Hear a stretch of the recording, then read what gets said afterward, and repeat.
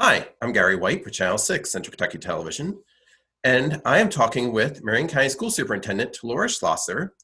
We are doing it via Zoom because we are social distancing, well over 6 feet apart. Yes. But I wanted to get an update on what's been going on with the Marion County school system. How many days has this been now that you've been? We've actually been dealing with COVID-19 for 21 days. So this is day 21 of non-traditional school. Wow. So 3 weeks, because the last time we did our interview, I remember we were sitting in your conference room and we were talking, and this was there's talk of this happening, but it had not happened as of yet. So Right. yes, so a lot has changed, a lot of transitioning going on. So tell us, if you will, how's it been so far for the Marion County school system with this setup? Well, it's been I was excited about the fact that we were already accustomed to doing non-traditional school dairy, and that we were a one-to-one district, and that we had a fantastic summer feeding program. So I felt like, to start out with, we already had a good handle on some of those things, but it is a completely different way of doing school. NTI was originally set up so that if someone missed for a snow day, it was a bit of a review. It was not originally intended for new learning, but what we have learned during this process is that that's exactly what this has turned into. Our staff has done a fantastic job. They've been very flexible. It's just a completely different way of working, but it's necessary because we want to keep people safe. And there's a lot of protocols that we put in place, a lot of things that we've done. And when we talk about our work, our teachers and our support staff are making phone calls home to our kiddos. We try not to bombard them, especially if you're at the secondary level and you have 7 teachers and 7 teachers calling every single day. So we try to spread that out. And then for some of our children who do not have internet access, and especially for our little ones, we have packets that we've provided, and we've actually mailed those home. So, that's been a work in progress as well. When we do our meal delivery, we have an NTI packet drop off, in the event kids need to drop off things and they can't upload those things to our internet progress. And so I would think the one thing that most people have been the most excited about is our meal program, Gary. We started out doing it just like summer feeding, which is the kids come with you, you receive breakfast, and then later at the day you receive lunch. Well, to ensure that we worked on both social distancing and eliminating the number of contacts, we went right away to a 1-day-a-week delivery. And we actually took on the opportunity to be able to provide 7 breakfasts and 7 lunches. And so with a 1-day delivery, doing that many, our numbers have, increased. Like when we first started, it was just a breakfast and a lunch, and in one day you could have about 1,000. But with this program, Gary, we've grown our numbers. Like last week, we distributed 43,792 meals. Wow. And I'm going to say that total, Marion County Public Schools has provided over 100,000 meals to children, and children is defined as birth to 18. And I think that's been a huge hit.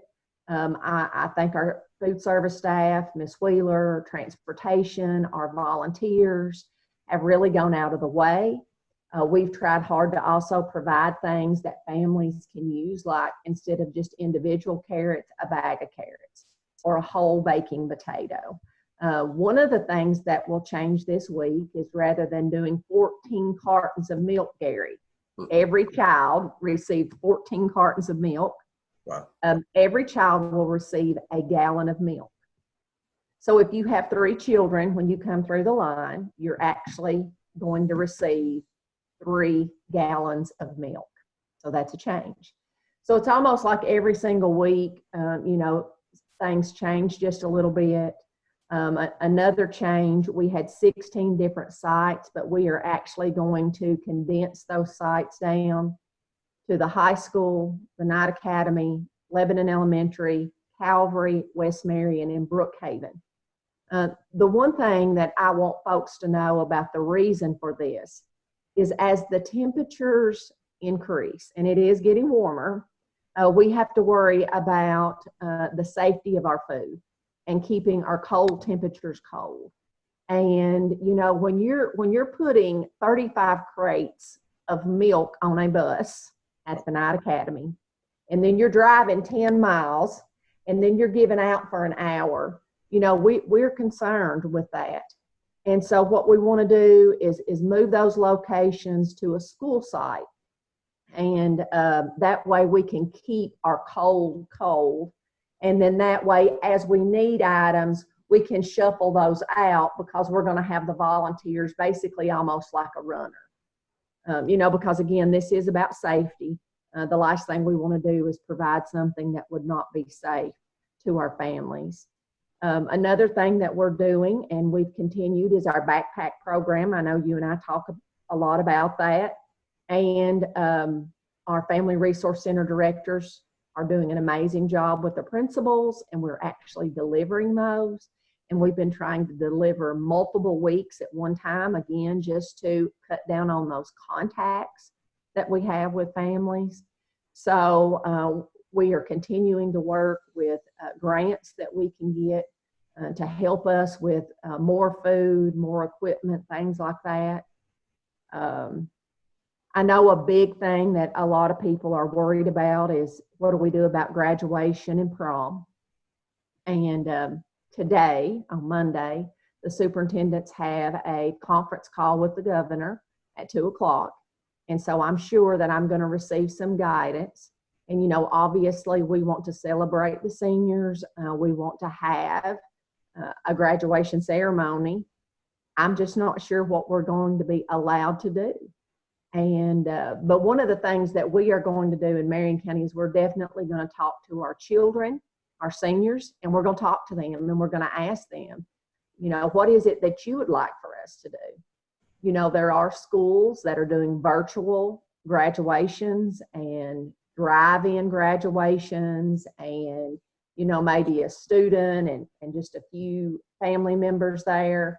But, you know, maybe we want to wait. Maybe we want to wait and see when the governor is going to allow us to open and to have a mass gathering. But I know that that is all dependent on what the numbers look like, the number of people affected by COVID-19, the number of cases, the testing that we have, and what the mortality rate is. I mean, you hate to say those words, but I mean, that's what we're talking about. We're talking about keeping people safe.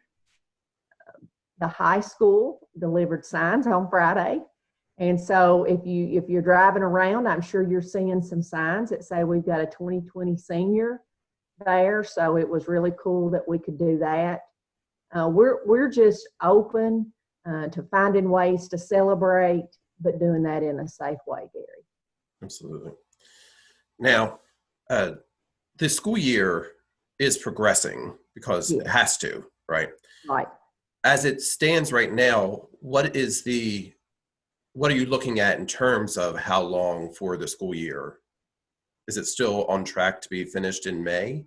Right. Well, what's happening right now is these NTI days are counting just like a normal school day. So if you were looking at just a traditional ending, the last day of school would be May the 21st, and for staff would be May the 22nd. Now, there is legislation out there that would allow a school year to end early. That would mean that our students have 1,062 hours. It would not end early for staff. Staff would still be obligated to complete their contract, obviously through telework like what we're doing, again, unless it opens back up. You know, but depending on what the governor says, it may be an advantage for us to continue to keep going as we are so that we can celebrate some of these activities and end of the year things with our children. Because we understand that once we say that we are going to have a last day parents are going to have a lot of questions and children are going to have a lot of questions. And we're already thinking about those things. Like, for instance, I'm sure children left belongings at a school. So, we're going to have to think about how do we get those belongings back to the families. Right. What happens if you're a fifth grade child and you're a fifth grader and maybe that's hopefully, you're planning on going on to Marion County Middle School. What does that look like? And then parents are going to start thinking about, okay, what does next year look like? Who's my teacher going to be? In Marion County, we do a great bump up, bump out day. Kids know who their teachers are going to be. They actually visit with them. That definitely helps with a lot of the anxiety that kids have over summer break. I also think that folks are going to want to know about summer school. Are we going to be able to have our Summer Dream Academy? And so I think it's important that whatever decision has to be made is that we also have a laundry list of things that parents are going to ask us. And, and maybe there's something that we haven't thought of and a parent may ask us about that. I'm sure they're going to want to know, what does summer feeding look like? And Gary, we're going to take our guidance from the Department of Education, who takes their guidance from the USDA. So there's so many things that we have to, be thinking about. But like you said, the school year is going to progress. It will end. And then we're going to be starting to think about, what does 2021 look like? When does that school year start? Right. And, and the things like, for example, we've got a really good building project going on at Marion County Middle School right now. The weather's been great. Those folks down there, Omni's doing a fantastic job. They're on track. We're making some headway with that. Our local building committee, was in the process of looking at plans. And so, that's something that our Board of Education, I'm sure will discuss at the next work session, because there's going to be a need to appoint a community member. And, that process is still out there. It's just a matter of, how do we want to address that? Our SBDM councils are continuing to meet. They're doing that via Zoom. Mm-hmm. When our board meeting is in place, it's via like what you and I are doing. So, all of this, the same work is still going on. It's just completely a different way, that's for sure. Absolutely. Absolutely. And as of right now, you're waiting to hear, hopefully later today, potentially, what the rest of this school year will look like, but also what next year could look like, right? So that's all kind of up in the air as of right now. Absolutely. I hear both at the federal and state level talking about the phasing in. And so, obviously the phasing in part will actually dictate all of this. And then, I've even heard, from the news, about additional cases and isolation, and that this is something that we may be dealing with on an ongoing basis. And, what I would want parents to understand is this is a different kind of learning. And I want them to understand that our staff, we're going to do everything we can to make sure that we are taking really good care of your students' academic health and their social and emotional health.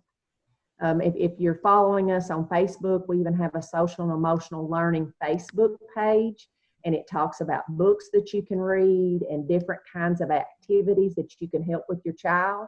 Because this is as an adult, this is a new way of learning for us. I mean, our children are social creatures as well. And so when we're thinking about what next year looks like, we want to make sure that we're addressing that. We were already very involved with that. But on that academic side, let's just be honest, I'm sure that folks are concerned, is my child where they need to be? My child's in the 3rd grade. So next year he's in the 4th grade. Is he ready for the 4th grade? we're going to spend our time this summer as educators preparing for that. We've talked a lot about personalized learning, and you may have a room of 25 fourth graders, and it's going to be a time where maybe even teaching and learning looks a little bit different. And let's say this unfortunate event happens again, and how do we teach school this way? And so we need to know where each child is individually, and we need to grow them and stretch them based on where they are. And in some cases, they may need some remediation. So we need to know maybe they need a little bit more support maybe than another child in the classroom. And, I think our teachers and our support staff, they are really committed to checking on our children. I had a support staff member tell me that he had talked to 200 families at the Night Academy. Now think about that. He's not a teacher, just a support staff member. And he had not had one negative comment about the experience that they had had. Now, that's not to say, Gary, that there aren't some folks that are struggling, right, or they've had some bumps in the road. But I do want people to know that we are doing our very best, to address the needs, not just academically, but also that social, emotional, and that physical health with that food piece of that as well. And I sure am glad to see the sun shining. So that way when our kids do finish their work, and our adults, when they finish their work, you can go for a walk, or you can, sit outside and read a book versus being inside to do that. So right, we're very committed to our children. That's right. Have you had contact with pretty much most of your student body? Do you know how your teachers, do you have any numbers with regard to that, whether there are some students who you haven't heard from over the past 21 days or? Well, I'm actually glad you brought that up. Now, I can't read you the numbers today, but actually we monitor that every single day and at the end of every single week. And so last week when we had our leadership team meeting, I communicate with our staff via Zoom.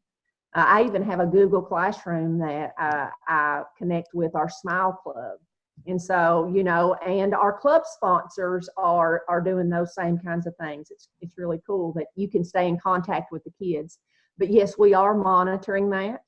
And, if there are kiddos that we've not been able to get in contact with, then we basically go all out. We talk to our Friskies and other support staff.